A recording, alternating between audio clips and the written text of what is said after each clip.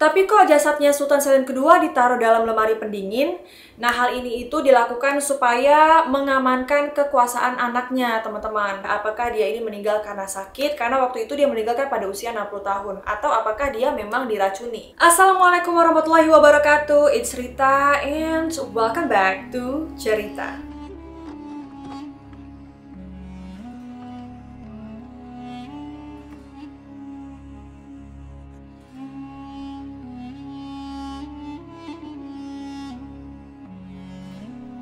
Kayaknya udah lama nih kita nggak bahas salah satu tokoh yang ada di Kesultanan Utsmaniyah. Jadi di video kali ini aku akan membahas tentang Nurbanu Sultan. Kebetulan ini banyak juga sih yang request dulu ya, tapi belum pernah aku bahas. Jadi ya kita bahas, dan buat yang belum subscribe dan juga aktifkan notifikasinya, please di subscribe dulu dan juga turn on post notification supaya kalau aku upload video baru kalian tidak ketinggalan. Dan buat yang udah subscribe, thank you so much udah dukung channel ini.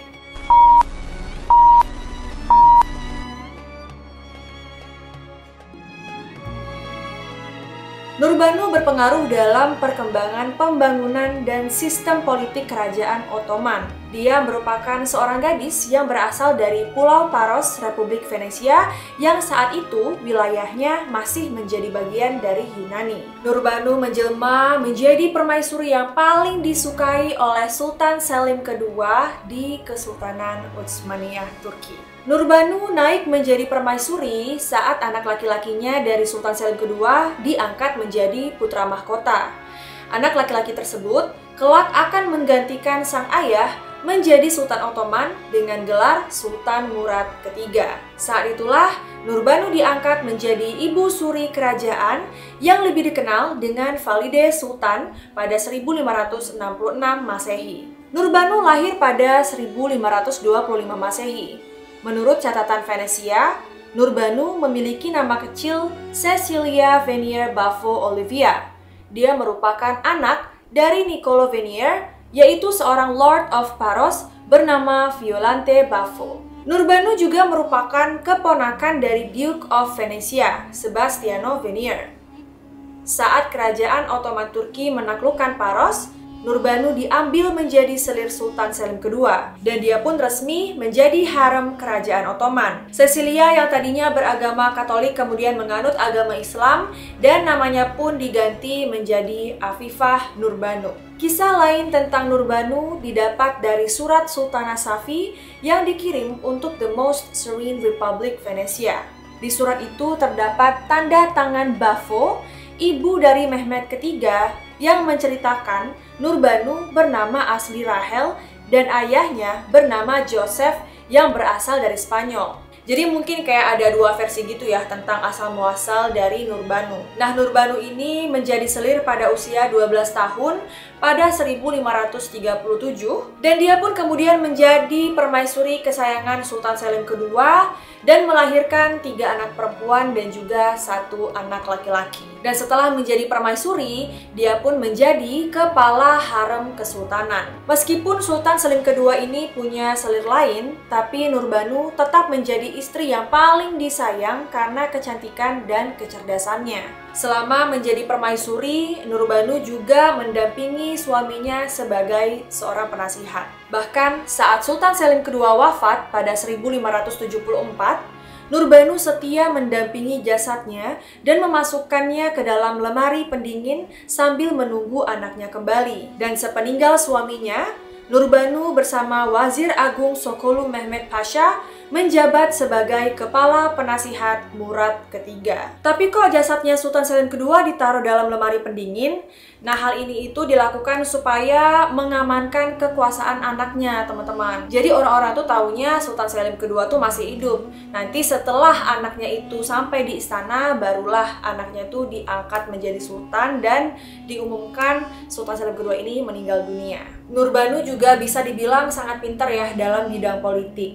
Dia menjalin kerjasama dengan Catherine de Medici, yaitu seorang bupati Prancis, dan mereka ini bekerja sama dalam bidang hukum dan juga pengadilan. Sejak suaminya meninggal, secara de facto dia menjadi penguasa sebagai ibu suri selama 9 tahun dari 1574 hingga 1583. Dan sejak kepemimpinannya, Nurbanu sangat berpengaruh dalam perkembangan pembangunan dan juga sistem politik kerajaan Ottoman. Nurbanu menugaskan arsitek Mimar Sinan untuk membangun Masjid Atik Valide di Istanbul, dan dia merupakan seorang istri yang sangat setia. Pembuktiannya terjadi ketika pemerintahan yang dipimpinnya mengalami ketidakstabilan saat suaminya wafat. Jadi ceritanya gini teman-teman, waktu itu anaknya Pangeran Murad dikirim untuk menjadi gubernur di Manisa. Nah, saat itu merupakan kesempatan ya bagi orang lain untuk merebut kekuasaan saat Sultan wafat dan anaknya yang jauh dari ibu kota.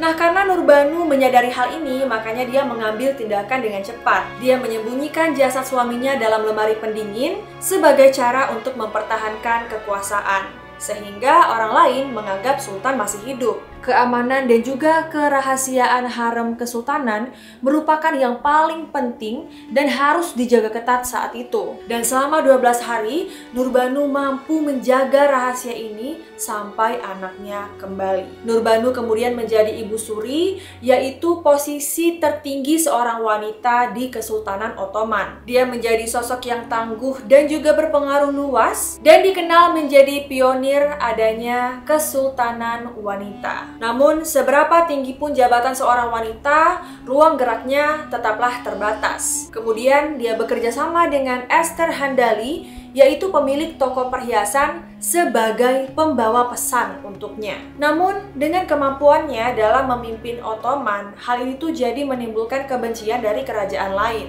Isu yang beredar, Nurbanu ini meninggal dunia karena dibunuh dengan diracuni oleh agen dari Republik Genoa. Dia meninggal pada 7 Desember 1583 dan dimakamkan di dekat makam suaminya, Sultan Selim II, yang terletak di Masjid Hagia Sophia, Sultan Ahmet, Istanbul, Turki. Salah satu hal yang cukup melekat dengan sosok Nurbanu ini adalah dia salah satu wanita Ottoman yang tidak pernah bisa lepas dari kebiasaan tanah kelahirannya, Venesia.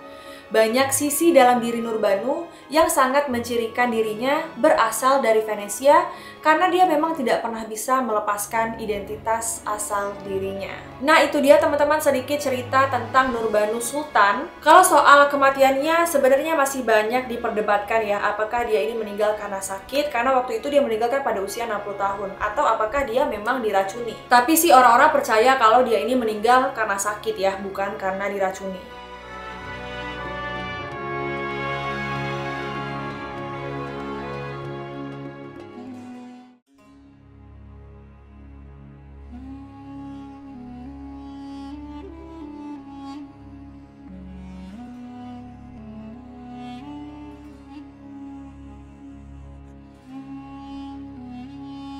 Oke, itu dia tentang Nurbanu Sultan. Bagaimana menurut kalian? Coba komen di bawah. Kalau misalnya ada informasi dari aku yang salah, kurang tepat, kurang lengkap, boleh dikoreksi. Atau kalian punya informasi tambahan tentang Nurbanu Sultan, boleh juga di-share ke kita semua. Semoga video ini bisa menemani dan menghibur waktu kalian. Kalau misalnya kalian suka video ini, make sure untuk di like, comment, share, and subscribe, and turn on post notification supaya kalau aku upload video baru, kalian tidak ketinggalan. Tapi jujur ya, pas aku nonton Abad Kejayaan atau Magnificent Century, Nurbanu ini tuh emang adalah sosok karakter yang sangat kuat ya, bisa dibilang hampir mirip lagi tuh karakternya dengan Hurrem Sultan. Dan ternyata di dunia nyata pun dia juga menjadi sosok yang sangat berpengaruh di Kesultanan Utsmaniyah, sama seperti Hurrem Sultan. Aku pernah deh bahas beberapa wanita paling berpengaruh dalam Kesultanan Utsmaniyah atau Kekaisaran Ottoman ya. Kalau kalian mau nonton videonya, cek aja linknya ada di description box ya, karena di video itu aku juga masukin tentang Nurbanu Sultan, Hurrem Sultan, dan juga Mihrimah Sultan.